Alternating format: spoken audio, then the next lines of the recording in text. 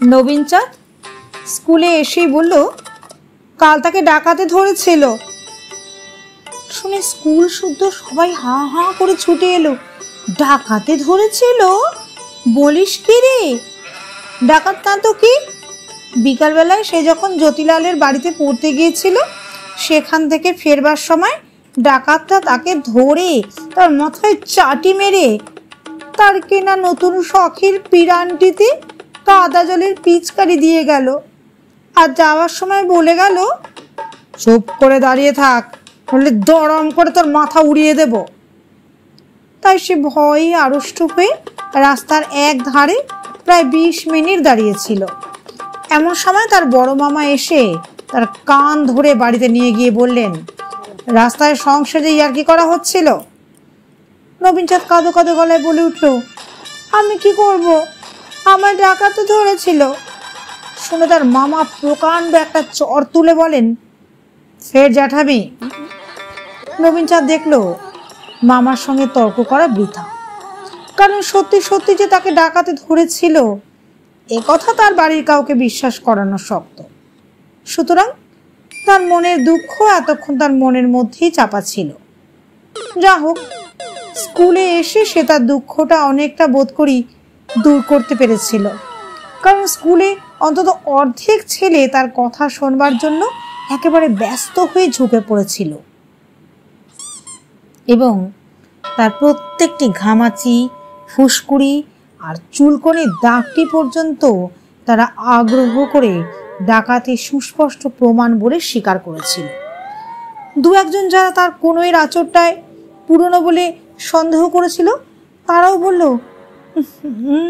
হাঁটুর কাছে যে ছড়ে গেছে রে, সেটা একেবারে টাটকা নতুন।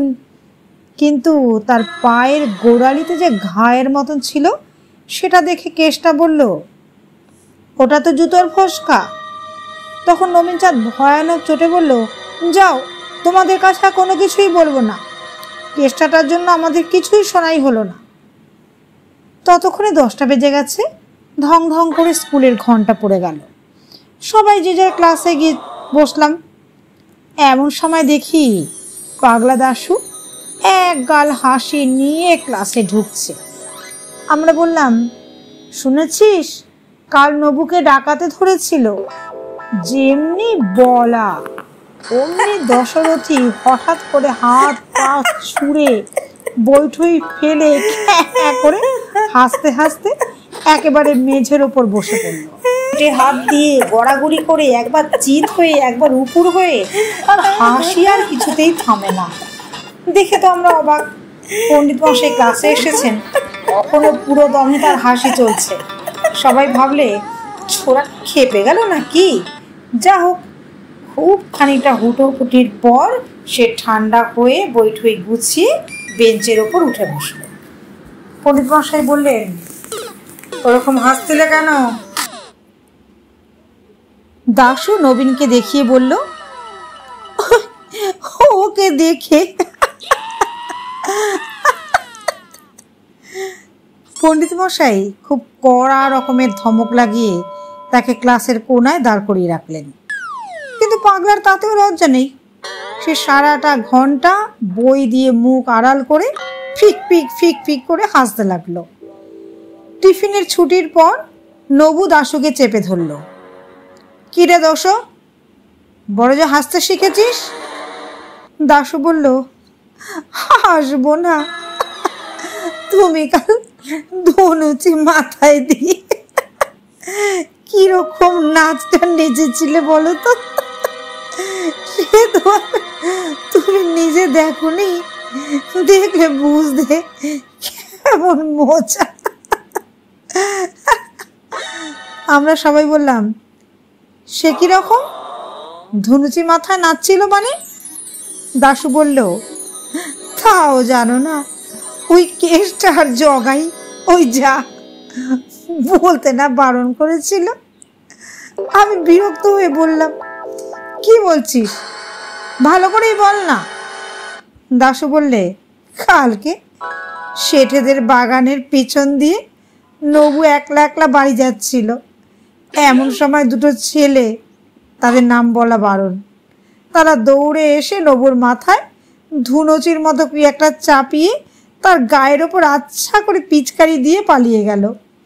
নবু ভয়ানক রেগে বলল, তুই তখন কি করছিলি?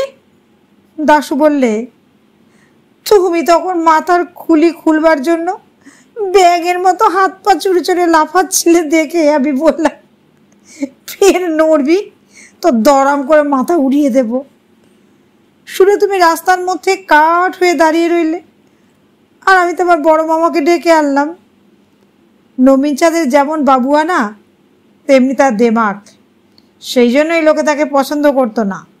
তার লাঞ্ছনার বর্ণনা শুনে সবাই খুব খুশি হলাম।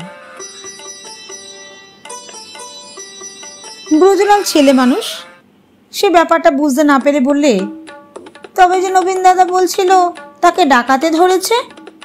দাশু বললে, দূর বোকা, কেসটা কি ডাকাত? বলতে না বলতেই কেসটা সেখানে এসে হাজির।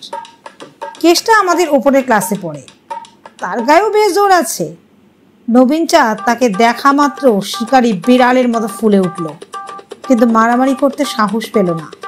খানিকক্ষণ কটমট করে তাকিয়ে সেখান থেকে সরে পড়ল। আমরা ভাবলাম গোলমাল মিটে গেল, কিন্তু তার পরদিন ছুটির সময় দেখি নবীন তার দাদা মোহনচাঁদকে নিয়ে হন হন করে আমাদের দিকে আসছে। মোহনচাঁদ ম্যাট্রিক ক্লাসে পড়ে, সে আমাদের চাইতে অনেক বড়। তাকে ওরকমভাবে আসতে দেখি আমরা বুঝলাম এবার একটা কাণ্ড হবে। মোহন এসেই বলল, কেসটা কই? কেসটা দূর থেকে তাকে দেখেই কোথায় সরে পড়েছে, তাই তাকে আর পাওয়া গেল না। তখন নবীনচাঁদ বললে, ওই দাশুটা সব জানে, ওকে জিজ্ঞাসা করো। মোহন বললে,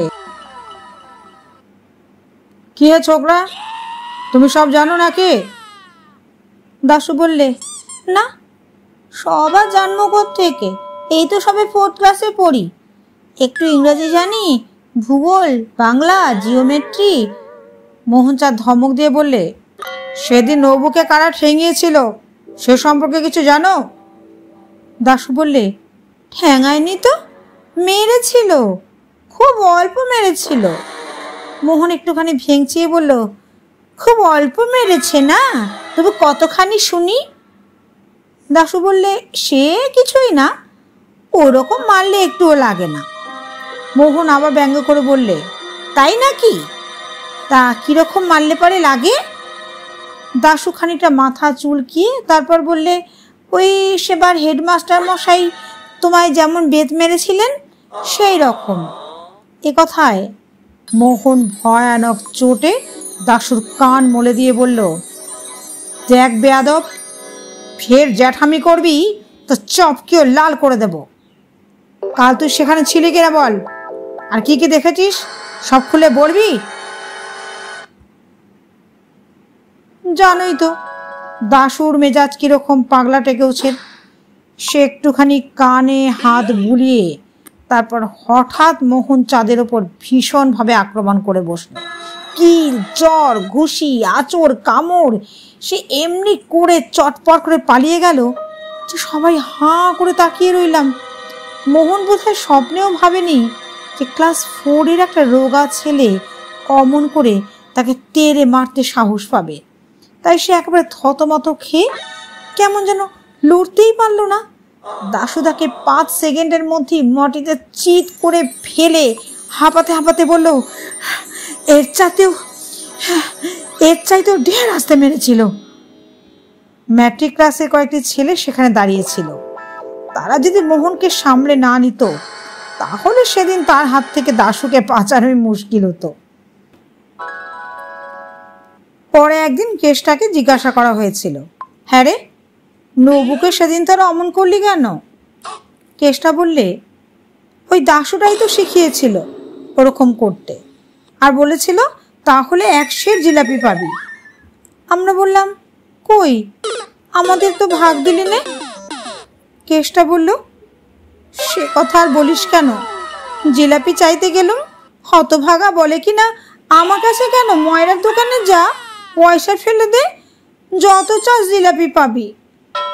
আচ্ছা, দাশু কি সত্যি সত্যি পাগল, না ডাকে মোর বিচকেবি করে রে?